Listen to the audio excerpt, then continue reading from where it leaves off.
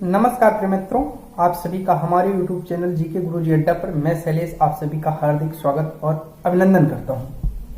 आप सभी से मैं एक टॉपिक डिस्कस करना चाहता हूं, इंदुस वैली सिविलाइजेशन, अर्थात जिसको हमने सिंधु घाटी सभ्यता नाम दिया है। यह चैप्टर पीजीटी और पीजीटी की दृष्टिकोण से बहुत ज़्यादा इंपॉर्टेंट चैप्टर है और इस पहले चैप्टर को हम लोग बहुत अच्छे से पढ़ने का प्रयास करेंगे और समझते हैं कि भारत की सिचुएशन क्या है। हम अपने भारत के प्राचीन स्थिति को समझने का प्रयास करते हैं तो सबसे पहले जो टर्म आता है इसमें आता है इंदुस वैली सिविलाइजेशन, अर्थात सिंधु घाटी की सभ्यता। अब सबसे पहले जो प्रश्न बनता है वह प्रश्न यही बनता है कि इसको सिंधु घाटी की सभ्यता क्यों कहा, कोई और नाम क्यों नहीं दे दिया गया। तो विद्वानों ने इस पर बहुत विचार विमर्श किया और मत निकाला। तो जो मत निकाला उन्होंने इस पर, वो मत उन्होंने जो निकाला है, तो उनका जो मत है वो ये है कि सिंधु सभ्यता जो फली, जो विकसित हुई, वो सिंधु और उसकी सहायक नदियों के किनारे बसे। जैसे मैं आपको बताऊं कि जो सिंधु नदी है उसकी और जो कुछ सहायक नदियां हैं उनके किनारे ही ये सभ्यता फली फूली, जिस कारण ही इसको सिंधु घाटी की सभ्यता कहा गया। जब इसके अन्य नगरों की खोज हुई, अन्य क्षेत्रों की खोज हुई, तो उसमें जो सबसे प्रमुख स्थल निकल करके आया वो स्थल निकल करके आया हड़प्पा। इसी कारण इस सिंधु घाटी सभ्यता को हड़प्पा की सभ्यता भी कहते हैं। बाद में जैसे रोपड़, बनावली, कालीबंगा, सुरकोटडा, मतलब ऐसे ऐसे अन्य स्थानों की भी खोज हमारे इतिहासकार या पुरातत्वविद को मिली और इन अन्य स्थानों को भी उन्होंने खोजा। तो इसलिए सबसे पहले इसमें जो हड़प्पा नगर खोजा गया, इस कारण इस सभ्यता को हड़प्पा की सभ्यता भी कहा गया। अब अगर मैं आप सबसे बात करता हूं इसका पॉइंट नंबर 2 कि जो सिंधु घाटी की सभ्यता थी उसका विस्तार, उसका भौगोलिक विस्तार अगर मैं आपसे बात करूं तो कैसा था। देखिए, अगर सिंधु घाटी सभ्यता को ऊपर से, ऊपर का मतलब आप मैप बनाते हो, मैप में जानते हो कि जो सबसे ऊपर का हिस्सा होता है उसको नॉर्थ बोलते हैं, एकदम नीचे के बिंदु को हम लोग साउथ की संज्ञा देते हैं। ईस्ट आपका, जिधर आप कह सकते हो बांग्लादेश और पश्चिम बंगाल, असम और ये क्षेत्र ये आपका आ जाता है ईस्ट में, और उसके बाद गुजरात और महाराष्ट्र और ये आपका जो पंजाब क्षेत्र है ये पश्चिम में आ जाता है। तो आप मैप में जानोगे कि ये आपका मतलब उत्तर, दक्षिण, पूर्व और पश्चिम जो क्षेत्र है, इसी के आधार पर हम लोग सिंधु घाटी सभ्यता का भौगोलिक विस्तार भी समझते हैं। तो सिंधु घाटी सभ्यता के जब भौगोलिक विस्तार की बात करते हैं तो सबसे पहले इसका उत्तर, उत्तर कहने का मतलब जो जम्मू कश्मीर का क्षेत्र है, वहां एक स्थान है मांडा, वहां से ये शुरू होता है तो दक्षिण में अर्थात नीचे आता है और नीचे में नर्मदा नदी का जो मुहाना है, ठीक है ना, वहां तक इसका क्षेत्र है। तो जिसको हम लोग दैमाबाद भी कहते हैं, अर्थात दैमाबाद ये महाराष्ट्र में पड़ता है, ठीक है। तो ये उसका जो है दक्षिणी किनारा है, आप कह सकते हैं, ठीक है। अगर पश्चिम में बात किया जाए तो ये पश्चिम में सुत्का गैंडोर, जो पश्चिमी क्षेत्र है ये सुत्का गैंडोर में है, और ये पश्चिमी जो क्षेत्र है वो आज पाकिस्तान के बलूचिस्तान में है। जो पाकिस्तान है उसका जो बलूचिस्तान है वहां है। और इसका जो पूर्वी क्षेत्र है वो आलमगीरपुर, अर्थात जो उत्तर प्रदेश में मेरठ है वहां के आलमगीरपुर तक इसकी पूर्वी सीमा है। अगर ऊपर से नीचे अर्थात उत्तर से दक्षिण की बात किया जाए तो इसकी लंबाई कितनी है, तो 1100 किलोमीटर लंबी है। ये जो आपकी सिंधु सभ्यता है ये उत्तर से लेकर के और दक्षिण तक की अगर मैं बात करता हूं तो ये 1100 किलोमीटर जो है ये लंबी है। और अगर मैं आपको इसी सभ्यता को पूर्व से पश्चिम की अगर मैं बात करता हूं तो ये सभ्यता लगभग 1600 किलोमीटर लंबी है। मेरी बात को ध्यान से समझिएगा, उत्तर से दक्षिण अर्थात जम्मू कश्मीर से जब शुरू होगी और दैमाबाद महाराष्ट्र में, जम्मू कश्मीर और दैमाबाद महाराष्ट्र में इसकी जो लंबाई है वो 1100 किलोमीटर है। और इसका अगर मैं बात करूं सुतका गैंडोर जो पश्चिमी बलूचिस्तान, पश्चिम क्षेत्र बलूचिस्तान पाकिस्तान के वहां से और पूरब में उत्तर प्रदेश आलमगीरपुर तक इसकी जो लंबाई है वो लगभग 1600 किलोमीटर है। अर्थात ईस्ट से वेस्ट कितनी बड़ी, कितनी विशाल सभ्यता ये थी। जब इसके उत्खनन का कार्य शुरू करवाया गया तो लगभग यहां पर 2800 स्थल ज्ञात हुए हैं। ऐसा हमारे पुरातत्वविद इतिहासकारों ने जो अध्ययन किया है उसमें लगभग उनको 2800 स्थान मिले हैं खोज करने पर। और एक बहुत इंपॉर्टेंट बात कही कि जो हमारी सिंधु सभ्यता थी उसके आकार की जब बात किया जाता है तो वैज्ञानिक ये बताते हैं कि ये त्रिभुज के आकार में थी। तो देखिए जब ये त्रिभुज के आकार में थी तो त्रिभुज के आकार में होने के कारण इसका एक नाम त्रिभुजाकार भी रखा गया। और आपसे क्वेश्चन पूछता है वह कौन सी सभ्यता है जो त्रिभुजाकार है, तो आपको आंसर पता होना चाहिए वह सिंधु सभ्यता है। एक त्रिभुज का आकार बनाती है इसलिए इसको त्रिभुजाकार सभ्यता भी कहते हैं। बात आती है इसके क्षेत्रफल की तो लगभग जो पुरातत्वविद ने माना है वो लगभग 13 लाख वर्ग किलोमीटर इस सभ्यता को माना है। उनके अनुसार ये हमारी जो सभ्यता रही है ये 13 लाख वर्ग किलोमीटर में विस्तृत रही है। बात करते हैं तो सर्वप्रथम चार्ल्स मैसन एक व्यक्ति था जिसने 1826 ईस्वी में सिंधु सभ्यता का पता लगाया था। आपसे क्वेश्चन पूछता है कि सिंधु सभ्यता का पता लगाने वाला सबसे पहला व्यक्ति कौन था, तो आपको पता होना चाहिए कि सिंधु सभ्यता का पता लगाने वाला सबसे पहला व्यक्ति चार्ल्स मैसन था। और कब लगाया था तो आपको यह भी पता होना चाहिए कि 1826 ईस्वी में पहला व्यक्ति बना था जिसने सिंधु सभ्यता के बारे में जाना था। सिंधु सभ्यता की खोज तो आप नहीं कह सकते लेकिन उसके बारे में आप कह सकते हो बताया था। और उसने 1842 में पुस्तक प्रकाशित की थी जिसमें सिंधु सभ्यता की चर्चा हुआ करता है। और उसके बाद एक लंबा समय अंतराल जाता है और 1921 में पुरातत्व सर्वेक्षण विभाग, जो पुरातत्व सर्वेक्षण विभाग है उस समय उसके जो अध्यक्ष थे जॉन मार्शल थे। कब? 1921 में भारतीय पुरातत्व सर्वेक्षण विभाग। देखिए पुरातत्व सर्वेक्षण विभाग का मतलब होता है जो पुरातत्व अर्थात पुरानी चीजों से संबंधित चीजों की खोजबीन करता हो।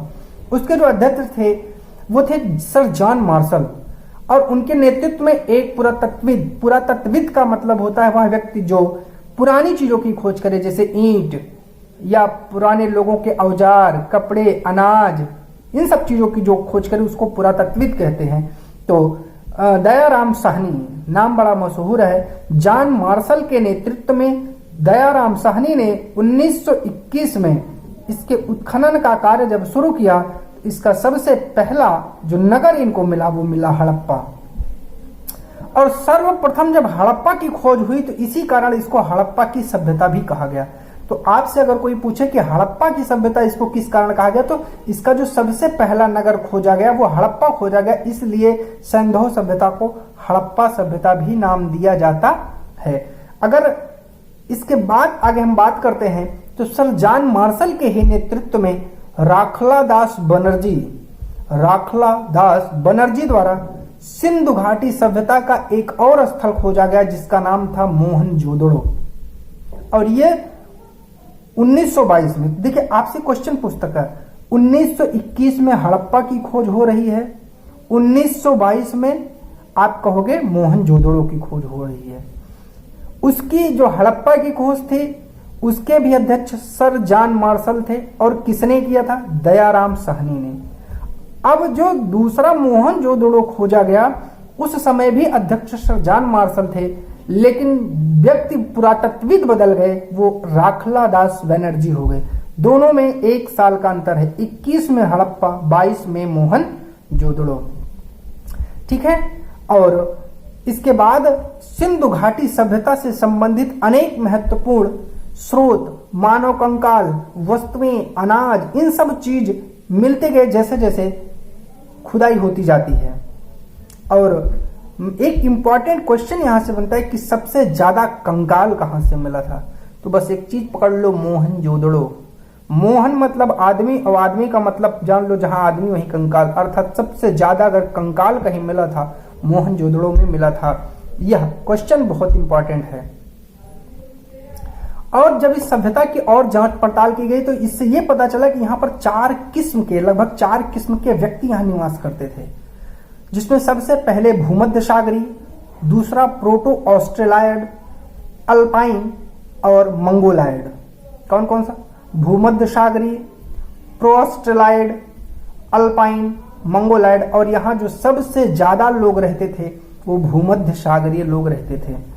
अब सिंधु घाटी सभ्यता का जो सबसे महत्वपूर्ण चीज हमसे डिस्कस किया जाता है वो इसकी सबसे बड़ी सबसे महत्वपूर्ण चीज थी, वो थी इसकी नगर नियोजन।